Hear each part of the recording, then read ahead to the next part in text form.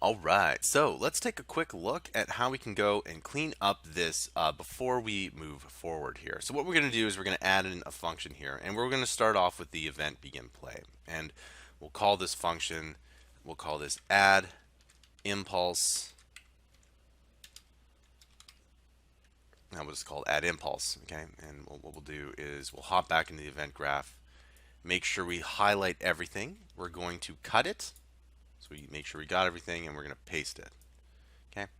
Then let's hop in here and we'll just kind of move that in there. Okay. And so what we'll do is we'll hop back in here and we'll say add impulse. Okay. And you can see that there's this call function, which is add impulse. Now, the reason why we're doing that is simply because we want this to be a little bit cleaner, and it's good to have everything within functions. Okay. So that's thing number one here. Thing number two is let's take a look at the cast first person character. Okay, so I'll move that up. I will actually first of all create the function here, and this function should be called. It will say it will call this count balls destroyed. Okay, we'll call this count balls destroyed. Okay, and we'll do the exact same thing. We'll cut it out and we'll paste it in here, and then we'll copy it over here just like that.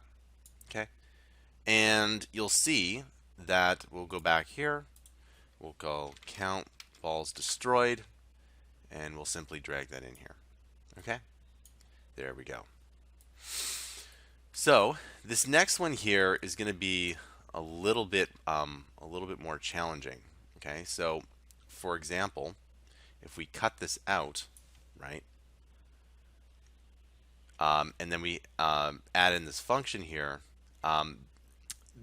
getting the on hit is going to be difficult. So what I'm actually going to do is undo that, and I'm just going to keep that there. Okay, just because I want the on hit location to be there. And in this case, it's not too bad of a bad of an issue.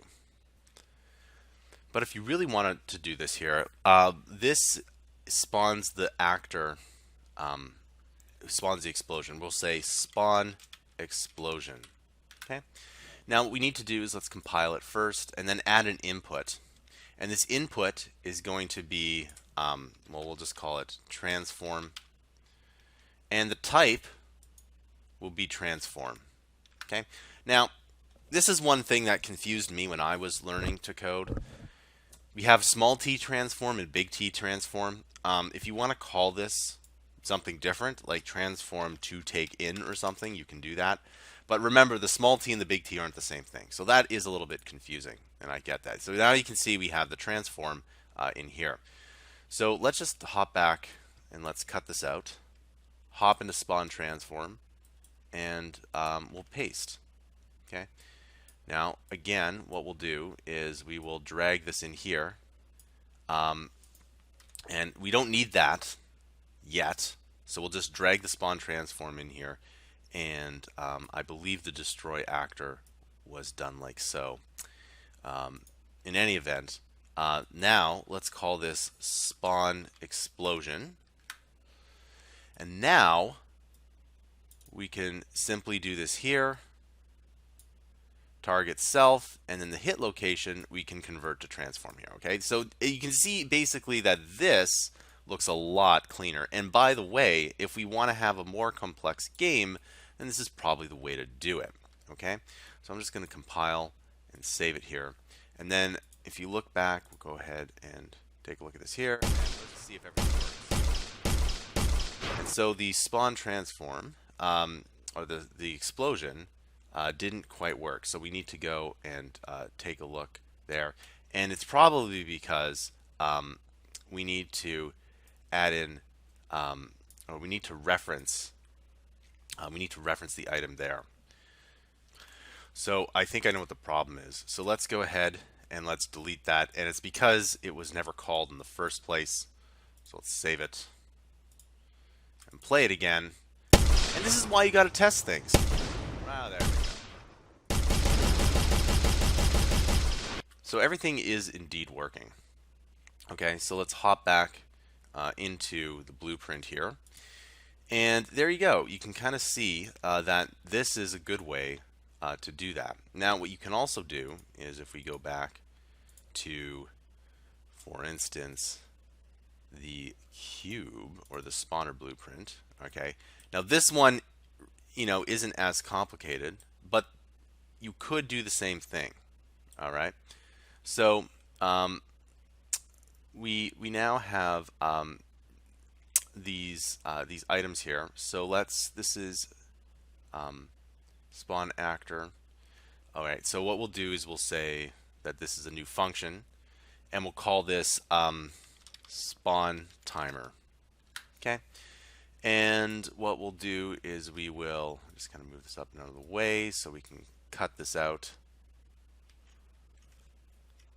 and then go back into spawn timer and paste it in here. Okay, and you can see that there's a little bit of a difference. And so one of the things that you need to do is there's a delay function. Okay, and for some reason that delay was not in here. Okay, and in this case you're not going to be able to do it, but for now well, we'll just go ahead and delete that here. So, and we'll undo. There we go. So we'll keep that there. And if you really want to do it for this one here, the event begin play to spawn the smoke, you could do that as well. But for the most part, you should do that as much as you often can. And sometimes within the function, you're not allowed to use it. And when you're prototyping, you can see that this video probably took a little bit of time. The question is should you do this when you're prototyping? The answer is sometimes you need to refactor your code, and sometimes you just need to say, does it work or not? And there's a huge balance between when the code works and is it readable. If you're building a big project, you should always do this. Absolutely, big projects could get canceled because your code base is unmanageable. It happens to everyone from the hobbyist to the big developers. It really is a problem. But when you're prototyping, you can just say, hey, look at this. This is awesome. But the code isn't very good. I might try a different prototype. And then in that next prototype, when you build the code again, you'll build better, cleaner code. So that's something that you can do as well. See you in the next tutorial.